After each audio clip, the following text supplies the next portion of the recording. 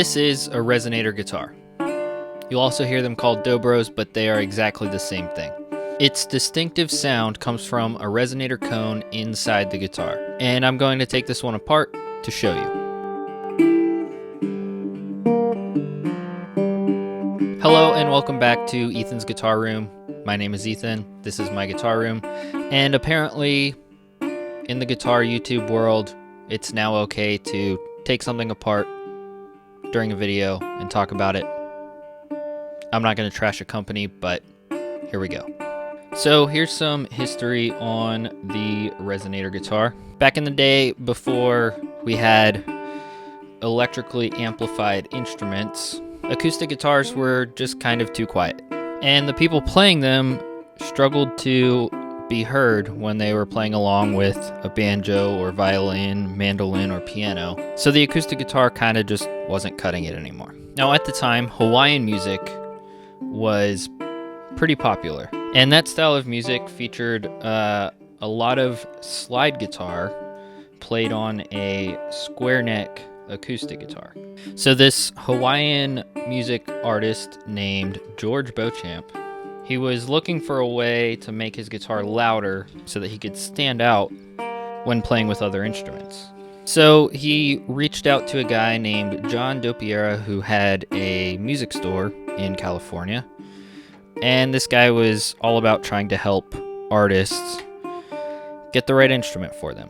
So this guy named John, inspired by the design of an Edison phonograph, which used a plate at the end of a horn to generate sound, he started figuring out how he could incorporate that into a guitar.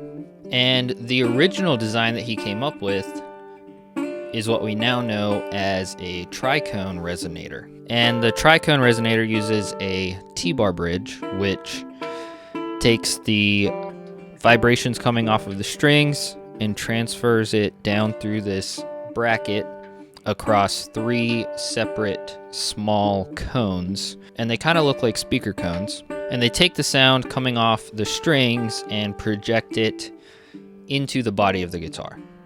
And the body of the guitar kind of amplifies the sound.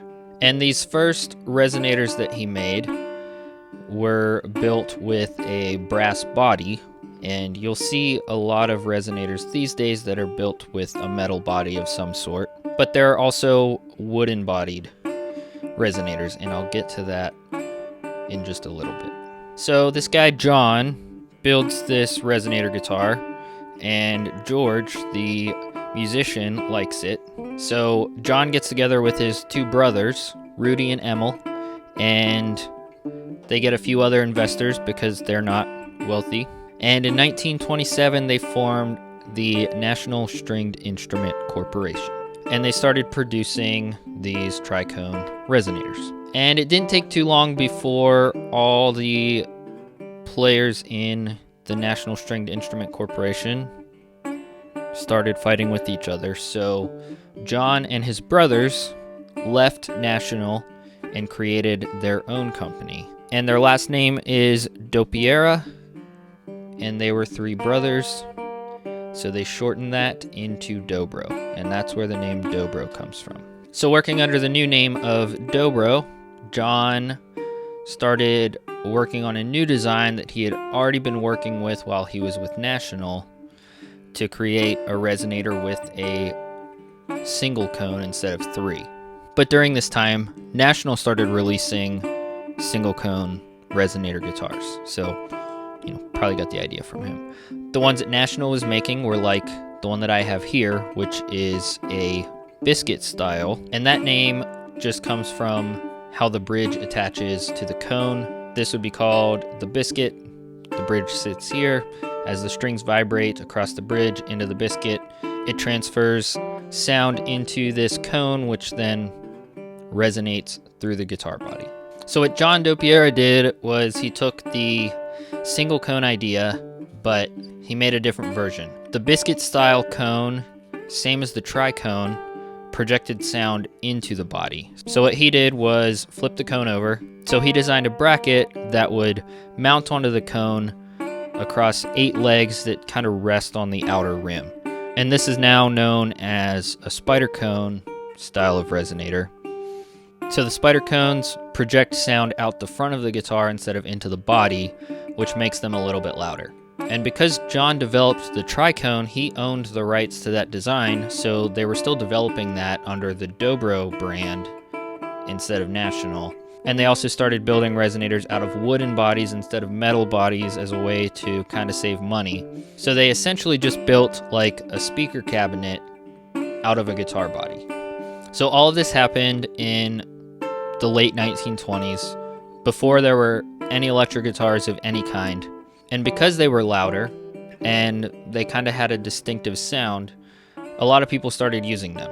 It's very common in blues music, specifically Delta blues, and a lot of people played them over the years. Some of those early blues legends who went on to inspire people like Jimmy Page or Eric Clapton, those original guys were playing resonators. And despite the invention of the solid body electric guitar with amps and all kinds of other ways to make a guitar loud, the resonator is stuck around. These days you'll see people like Derek Trucks, Miles Kennedy, or Tyler Bryant all playing resonator guitars, and there have been pickups designed specifically for resonator guitars, so now people are playing them through amps and pedals and basically just using them the same way they would any other guitar.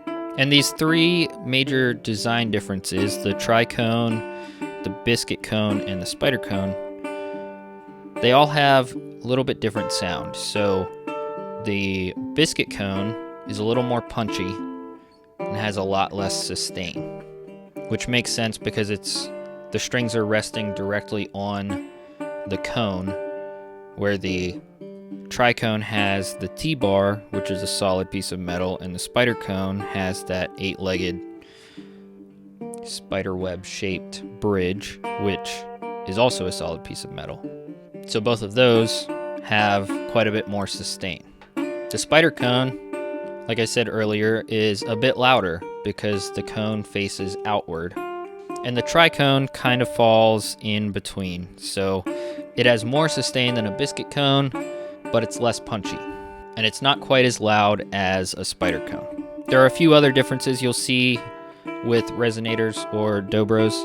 You have the wooden body versus the metal body. A metal body is gonna be a little more chimey, where a wooden body is a little more mellowed out, kind of a warmer sound. And then the other major design difference is a square neck versus a round neck. The one that I have is a round neck. A round neck guitar is designed for you to be able to play with your fingers fretting down on the strings. So it's like, any acoustic guitar, electric guitar, those are round neck. A square neck has a thicker neck. It's not rounded at all, that's why it's called a square neck. So it's kind of uncomfortable to hold like you would normally play a guitar. And with those, you'll have a really tall nut propping up the strings, so the strings will rest like a half an inch off the neck. Those are designed to be played with a slide. You would not be able to play it by fretting down with your fingers. So if you think of like a bluegrass band with a dobro, you'll see the person playing it laid out in front of them flat like this, playing it with a slide over the top. So that is the story of resonators or dobros. If you enjoyed this video, please do me a favor and subscribe. Leave me a comment. And if you head over to my channel, you'll find a few other history lesson type videos and then a bunch of other just random guitar content. So thanks for watching. Share this with your friends if you liked it or if they like resonators. And I'll be back soon with another video.